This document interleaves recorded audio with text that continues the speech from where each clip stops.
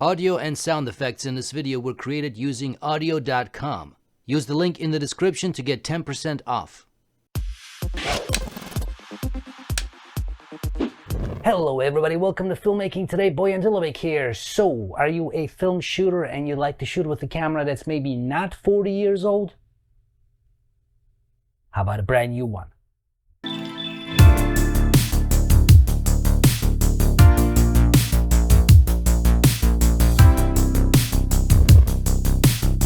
Guys, so this is the box, a very simple white box. Let's take a look at inside. So first thing, we got the menu here. There's all kinds of stuff in all kinds of languages. We've got that. We got this CR2 battery that comes with it, which is really nice. We've got the strap, and then of course we've got the camera itself with the lens cap right here. And those are the things that come in the box. Now let's take a look at the hardware. So this is what the camera looks like. Let's take off the lens cap. At the front here, we've got obviously the lens, and here you get the flash. This is the viewfinder. This is what the top looks like. You've got all kinds of goodies. Obviously the film advance lever. Here is the little counter telling you how many frames you've used, shutter button, and on off as well. Here you've got all the settings. Here you've got the exposure dial, and then here you set the film speed, and then obviously if you want to rewind the film, boom, that's here. Here you've got the thing where you can put in your film reminder, and then at the bottom here, this is the you push this one if you want to rewind the film, so it releases the latch inside. That's basically it when it comes to the hardware. Let's just go quickly over all these settings here. So there's actually quite a lot there.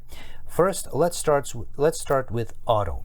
Now, auto, as the name implies, is automatic. Basically, the camera takes care of everything. Now, the one thing to know, which I think is a cool thing, when you are in auto, in my case, I just keep it to infinity, the zone focus, because at that point, basically, what happens? Anything that's 1.2 meters and further away is basically going to be in focus. So it's basically a fixed focus camera at that point. It's not autofocus, but yeah, and as long as it's further than 1.2 meters away, it's going to be in focus. So I tend to keep it on this one for most of the time because it's easy peasy and you don't need to worry about anything. Now, you've got these two other categories. The white area, P is program mode, and in this case, all these settings, the areas in the settings in the white area, it means the flash will not be triggered. So this is your program mode. Again, the camera will take care of everything, but it will not trigger the flash. Now, in this case, you do have to deal with the zone focus, otherwise it will not be in focus. The one right next to it, this is the slow speed shutter. Here you've got bokeh, and I'll talk about that in a second, and this is your bulk mode. Now, bokeh, it's pretty cool. So basically what that means is the camera will open up the aperture at its widest, 3.5, and then, you know, it's going to compensate for the shutter speed based on whatever the lighting is, right? So I've used this actually quite a lot with the macro feature. If I want to take a shot of a flower and I want to make sure that I get as much bokeh as possible. Now, 3.5 is not a lot, keep that in mind, but it does help. So there's that. And then the golden or yellow, whatever you want, that's gold, I guess, areas, again, you've got program mode, same as this one here, but in this case the flash will be triggered. And then the one right next to it, this is the same here. This is also slow sync speed.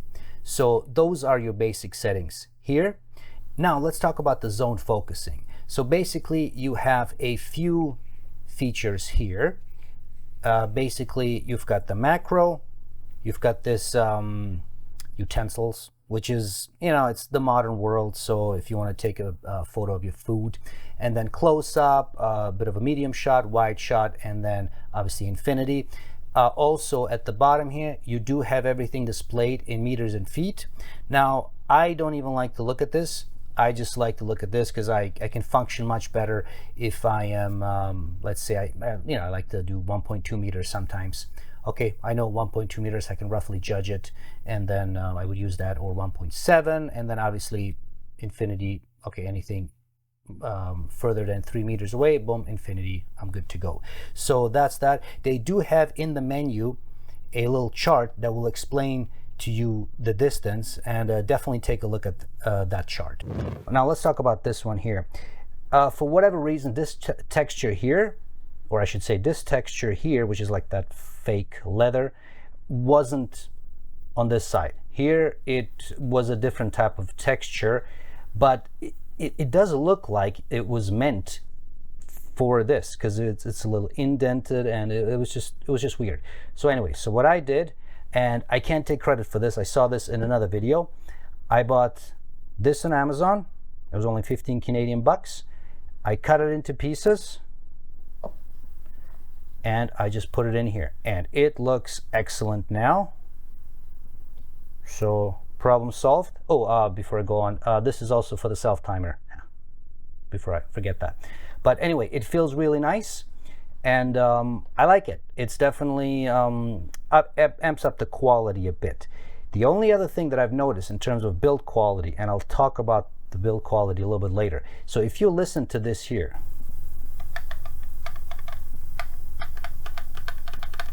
I hope you can hear that. The door is banging up against this here. It's not fully fleshed to the this part up here. So let me open this up. By the way, this is how you open it up. So there you go. So the top part here is banging up against this portion here. I don't like that. It really makes it feel hokey. So if you listen again, yeah, I just don't like that. Easy fix for that as well. So what I got is this little strip. This is actually from this here. Let me show you. So this these are light. I use that for light seals to fix film cameras that, you know, need it. So I basically took this a little tiny bit, and let me just take this off. We're going to open this up, and I'm just going to put it right here. This is a bit tricky, but so we're going to put it right here. Make sure it goes right up against. Yeah, so push it down. Okay, now when we close it, listen now. I'll hold it against the mic. There's nothing. You can't hear anything. I mean, I'm gonna do a little bit of a better job and put it inside, but you can't really see much. It's kind of there, but now it feels much better in terms of build quality. So these are two somewhat simple hacks, let's call them, that you can do to increase the build quality. Now we're gonna load battery, and battery goes in here, and then just gonna load film to quickly show you how that works. It's very simple. So for the battery, you do need, it's best to have a coin or a quarter or something. Just open this up. Don't lose this screw, and it's easy to lose, so don't do this somewhere where you could easily lose it. So minus goes up, plus goes down, boom, there you go. Close this and put this in here.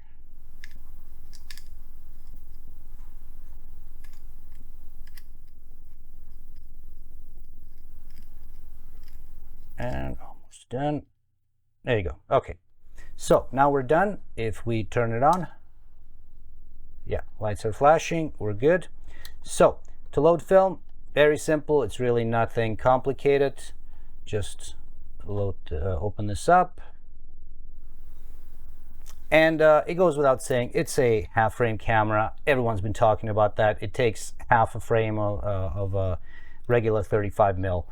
So I'm not going to go into too much detail on that because everybody's been talking about that. So basically, to load it, put it here, and then just go all the way up here.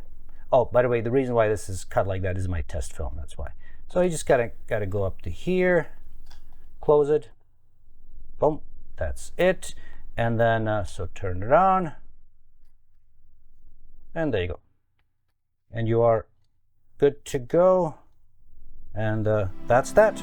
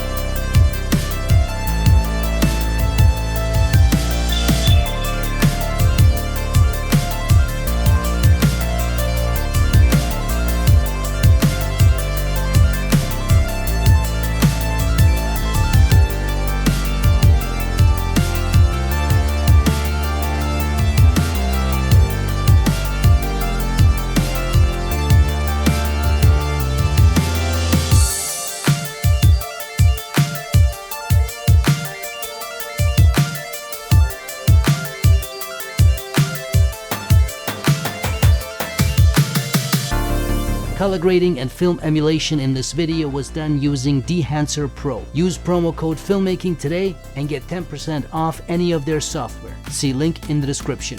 All right, guys, so let's talk about this little guy right here. First of all, let's talk about the half frame thing.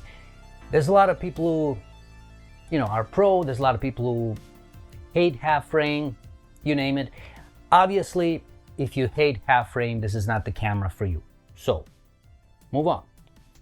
This is not the camera for you. Hopefully there will be a next camera that Pentax releases, will not be half frame, and hopefully that will be something for people who don't like half frame.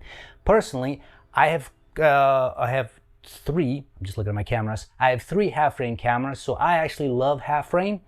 I have blown up pictures, half frame pictures, up to 12 by 18 inches. So, and it looks just fine. I don't know if I would go beyond that, but 12 by 18, which I don't know if that's medium, large, medium print or large print, whatever. It's pretty good to me. So in my opinion, half frame is fine. As long as you know the limitations, obviously, yes, there will be more grain added. So don't use a grain heavy film stock unless you want that, and you're gonna have a good time. Plus getting double the amount of exposures on one single roll of film. I mean, trust me, that is really, really good. And it adds up in terms of the savings. So there's that. There's 2 things I really want to talk about here is the image quality and the build quality. Let's talk about the image quality. I like the image quality, and I think most reviewers agree that this camera creates nice photos. Are they the best photos you've ever seen on a film camera? No, but they're pretty damn good. So image quality, it's good. In my opinion, I'm not worried. I've ran, as you saw, a couple of different film stocks through it, a color and black and white, and I'm going to be shooting obviously more, and I'll release those photos on my Instagram page. Follow me there, or I might release more videos with different film stocks with this camera, so stay tuned for that. But image quality is good. I'm very, very happy with that. Let's talk about build quality. That's the elephant in the room. It's not the greatest build quality. Let's be real. This is, for the most part, plastic. Yes, the top here and the bottom are, what is it? Something else that the word escapes me now. Aluminum, magnesium, something like that. Honestly, it's better. It's definitely not plastic. But let's be real. This definitely feels more plasticky than certainly any of my other professional cameras. And yes, it's not fair to call this a professional camera. It's not. But it does feel plasticky.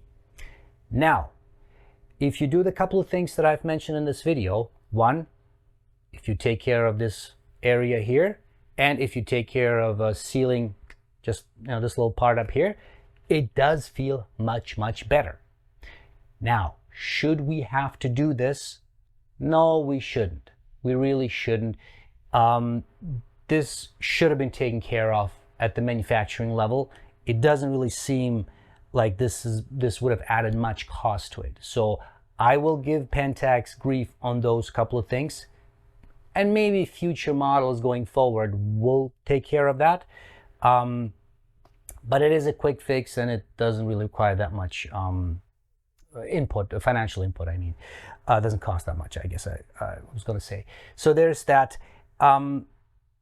Build quality could be better. Now let's talk about the price and the final topic, I guess, which is why should you or should you not buy this? First of all, price, $500 US. Now, I'm in Canada, so I paid $680. So keep that in mind. I still forked out that much money, and I think it's worth it. Hear me out. If you disagree with me, that's okay. Comment, comment below. Just, be nice. This is the first camera in almost 2 decades by Pentax, and if we take Leica aside, because none of us have, most of us don't have, $10,000 lying around, this is the first camera from a manufacturer that's not one of those rinky-dinky $10 point and shoots that, is changing things. That's also why I'm giving Pentax a pass in certain ways, okay? If this was their 3rd or 4th camera, I'd be like, you know what? No, slow down.